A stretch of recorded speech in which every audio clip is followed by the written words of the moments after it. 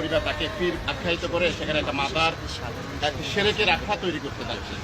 সবচেয়ে বড় দুর্ভাগ্যের বিষয় এই জাতীয় মাদার এবং মাদারের মাঝে শুধু মাদার নয়, এখানে মাদকের আখড়া হয়, এখানে অবাধ নারী পুরুষের মেলামেশা হয়, একটা সমাজ কলুষিত হয়ে দাঁড়ায়।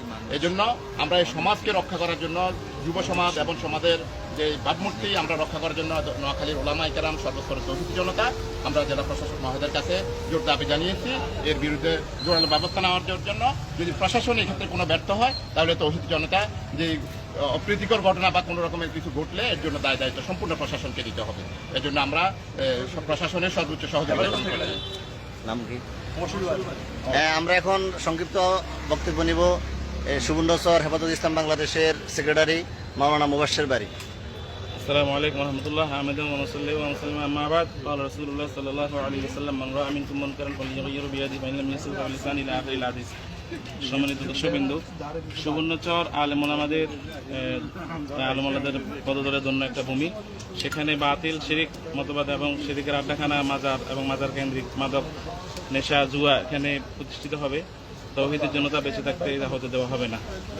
তারই কর্মসূচির একটা অংশ হিসেবে আমরা আজকে এসেছি আমাদের জেলা প্রশাসক মহোদয়ের কাছে।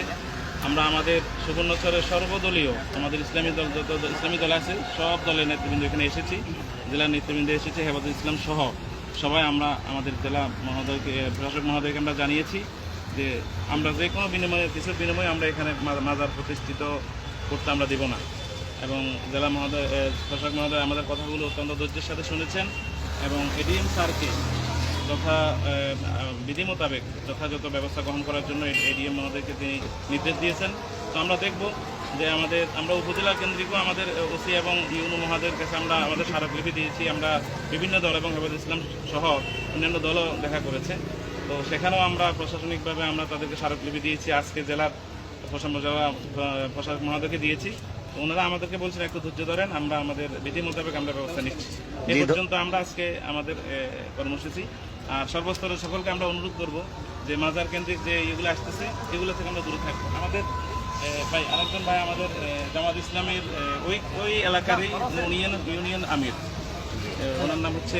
সম্মানিত দেশবাসী, আসসালামু আলাইকুম রহমতুল্লাহ। আমরা এতক্ষণ যে কথাগুলো শুনলাম এটাই আমাদের কথা।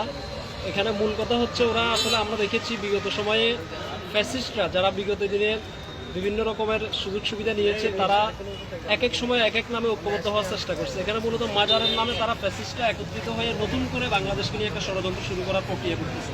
আমরা এটুকু বলতে চাই, তৌহিদি জনতা বিশেষ করে সুবর্ণচর সরজুবি ইউনিয়নের তৌহিদি জনতা সবাই একত্রিত হয়ে তাদের সকল ষড়যন্ত্রকে নস্যাৎ করবে ইনশাআল্লাহ।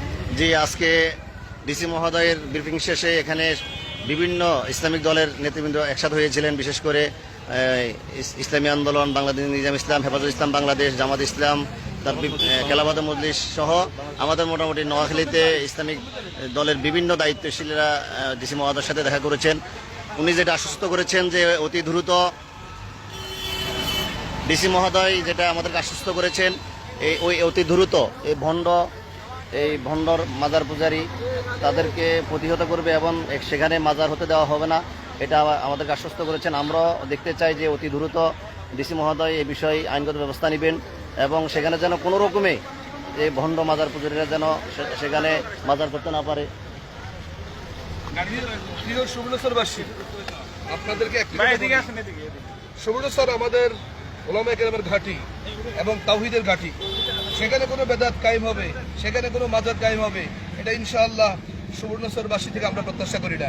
আমি একটি মেসেজ দিতে চাই, যদি সদরের থেকে অসংখ্য প্রাণ লাগে, তাদের টকবক যুবকের রক্ত লাগে, তাও আমরা দিতে রাজি আছি আপনাদের জন্য। তবুও আপনারা কোনো মাজার প্রতিষ্ঠা হতে দেবেন না ইনশাআল্লাহ।